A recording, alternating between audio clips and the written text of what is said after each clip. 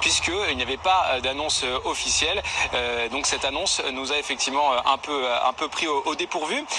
Sébastien Lecornu donc a accepté cette mission, c'est ce qu'il a tweeté, mission qui m'est confiée par le président pour donner un budget à la France. Il faut mettre un terme à cette crise politique, c'est ce que dit Sébastien Lecornu. Pourtant, on le sait, il y a quelques jours, Sébastien Lecornu avait assuré que sa mission à Matignon était terminée. Reste à savoir désormais comment vont réagir les différents partis, ceux du socle commun.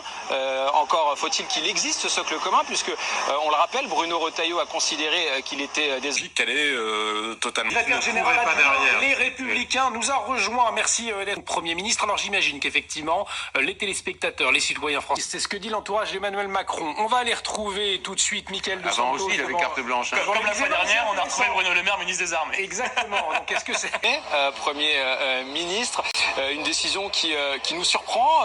Déjà, le délai de 48 heures qui avait été annoncé par l'Élysée n'a pas été respecté, mais surtout ce que je peux vous dire, c'est qu'effectivement ici sur place, à côté de l'Élysée, beaucoup de nos confrères s'apprêtaient à partir, puisqu'il n'y avait pas d'annonce officielle.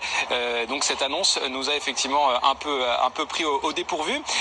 Sébastien Lecornu donc a accepté cette mission, c'est ce qu'il a tweeté, mission qui m'est confiée par le président pour donner un budget à la France. Il faut mettre un terme à cette crise politique, c'est ce que dit Sébastien Lecornu. Pourtant, on le sait, il y a quelques jours, Sébastien Lecornu avait assuré que sa mission à Matignon était terminée. Reste à savoir désormais comment vont réagir les différents partis, ceux du socle commun.